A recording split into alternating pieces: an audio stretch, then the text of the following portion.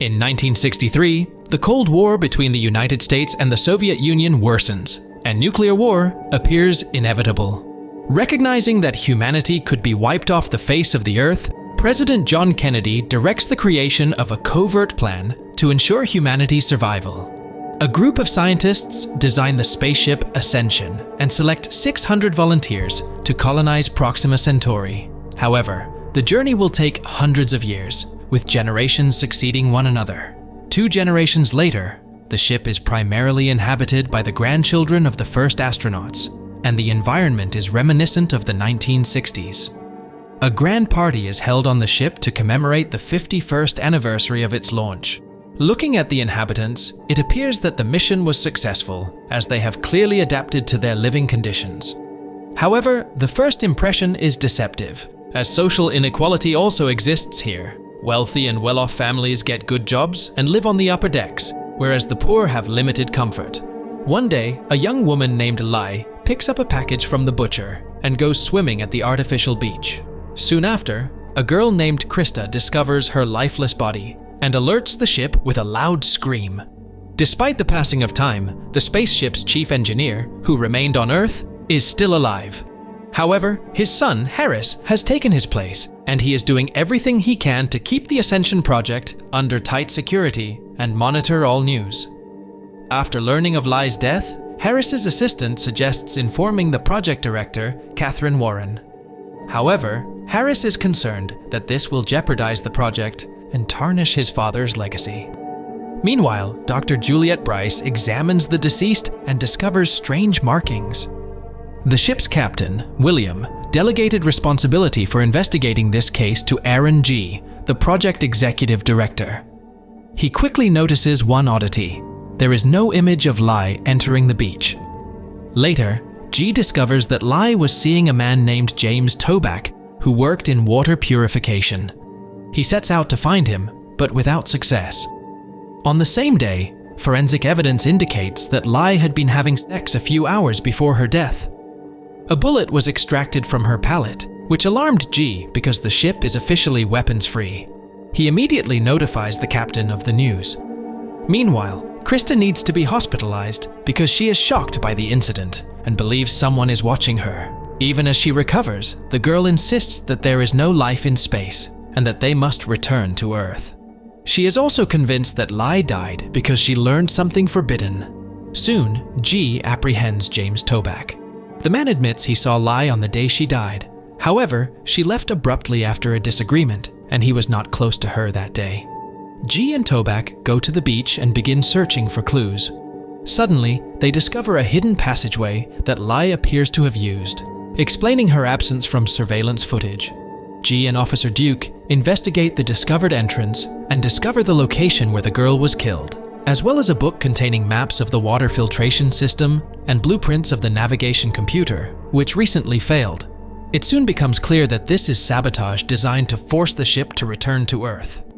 Duke and his men descend to the lower decks, where Stokes, the butcher, starts a fight. An alarm sounds for an impending powerful radiation storm. Everyone is instructed to seek shelter in their capsules. However, the captain discovers that the protective shields are jammed and sends G and an electrician to repair them. Because of their efforts, the door eventually closes. The electrician then admits that he witnessed Stokes giving Lai a gun before she was killed. At the same time, Dr. Juliet puts Krista to bed and gives her a seahorse-shaped necklace, claiming it will keep her safe. However, as the spaceship enters the radiation zone and everyone seals themselves in their capsules, Krista notices a strange man in a suit enter her room.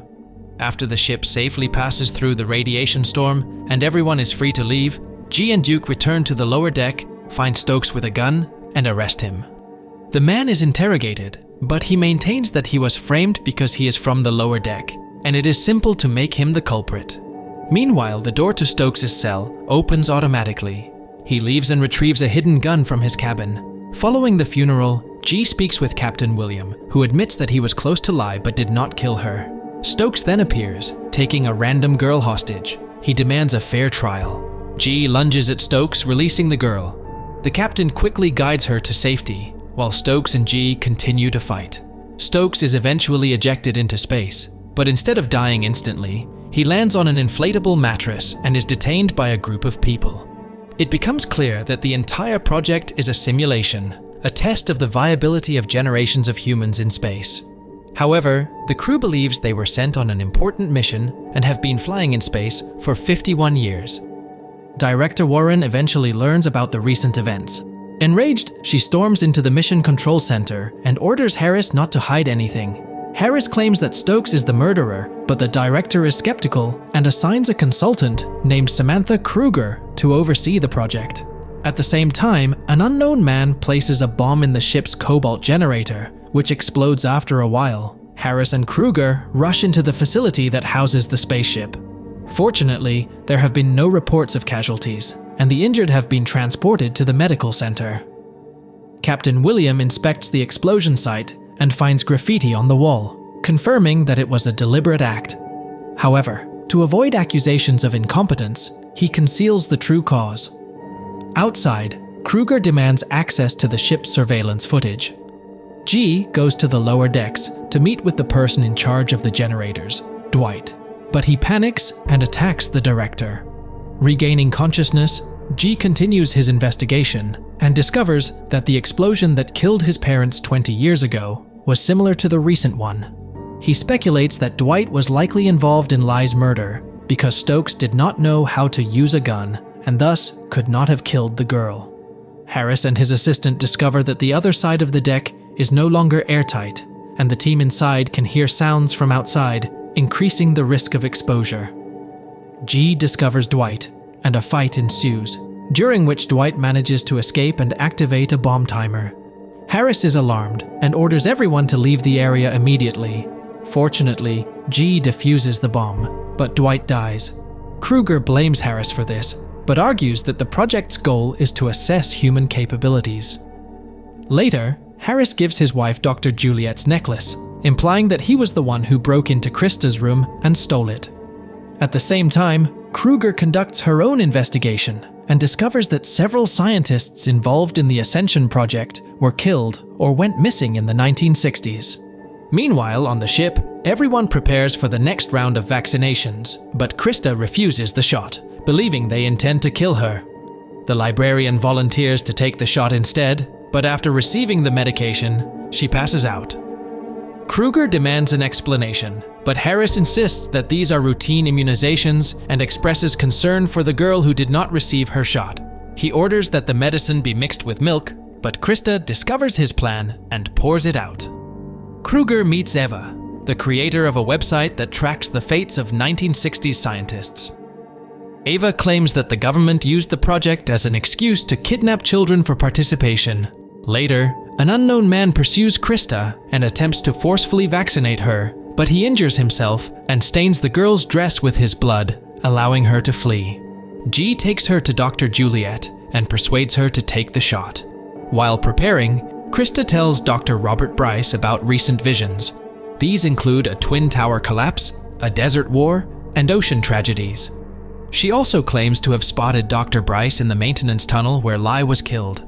The doctor becomes enraged, gags her, and gives her the shot. Harris and his assistant, who witnessed this, are shocked that Krista described events that occurred on Earth. Dr. Bryce discovers a blood sample match between Krista's dress and his wife's student, Mesmer. However, the boy was discovered dead in his cabin. Kruger concludes that Harris has an accomplice aboard the ship who is causing disruptions and radiation storms. On the ship, the lottery day arrives, allowing the winning couple to have a child. Because population numbers must be strictly maintained, a new person can only appear after someone dies, which has happened 3 times. Soon, the names will be announced. The winners include Officer Duke and his wife. Krista notices a woman outside her cabin and follows her, only to realize it is Lai's ghost. At that point, someone starts playing a video of her encounter with Captain William. Everyone in the room laughs, and Krista begins screaming uncontrollably. Harris notices that the girl began reacting even before the video started, as if she could predict the future. He is astounded. His father predicted this phenomenon 3 generations ago, referring to it as morphic resonance. Kruger steals the key to Stokes' cell. Later, she presents a report sharply criticizing Harris, prompting Director Warren to join the project. Meanwhile, Kruger sneaks into Stokes' cell. He attacks her and holds her hostage, where he discovers the truth about the Ascension project. This shocks Stokes, resulting in a mental breakdown. However, Kruger persuades him that they must flee before being discovered and killed. She agrees to help him because the entire project is unethical. As they walk outside, Stokes sobs, but Kruger encourages him to gather himself. A guard approaches them, and they work together to defeat him. Kruger sustains an injury during the process. Stokes visits the nearest store to purchase medical supplies. They then head to a motel together. Warren and Harris learn of the escape and contact security at the company TC, which turns out to have funded the project. The management is dissatisfied with the director's performance and accuses Harris of concealing facts. Harris panics and begs Warren for another chance, but in vain. On the ship, Duke learns that G has begun an investigation into his wife, suspecting her of killing Lai. He loses control and confronts G.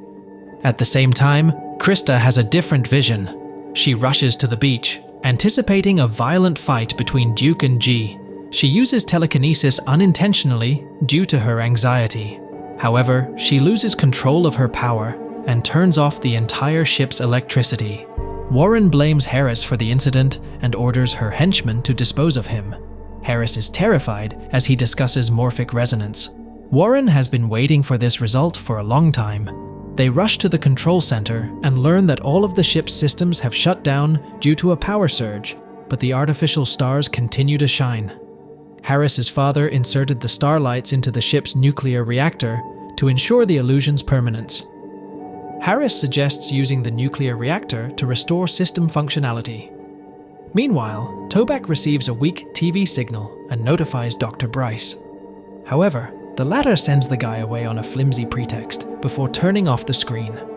It becomes clear that he is Harris's accomplice. Kruger meets with Eva and describes everything to her.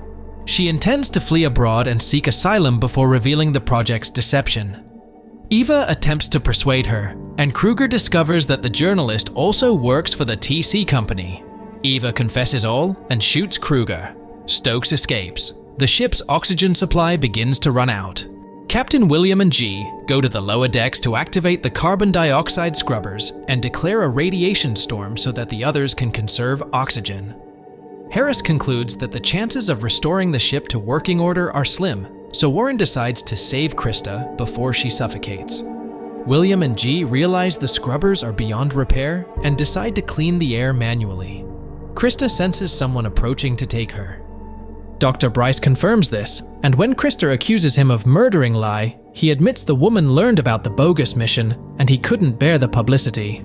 William and G successfully distribute lithium dioxide throughout the ship, using large fans to restore oxygen levels. At that point, Warren's envoy arrives. Dr. Bryce attempts to stop him, but the brute easily pushes him aside and grabs Krista. G encounters Lai's ghost, which leads him to Krista. It turns out he's also developed resonance.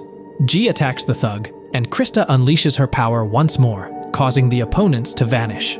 Warren panics and attempts to contact the envoy via radio. She moves closer to the ship, and Harris takes advantage of the opportunity to push her down and kill her. G finds himself on an unknown planet. The concept is generally appealing, particularly to fans of detective fiction, and one can't help but wonder, what if Earth is the same type of spaceship, with all of its inhabitants participating in an experiment? I appreciate you watching, and I'll see you in the next video.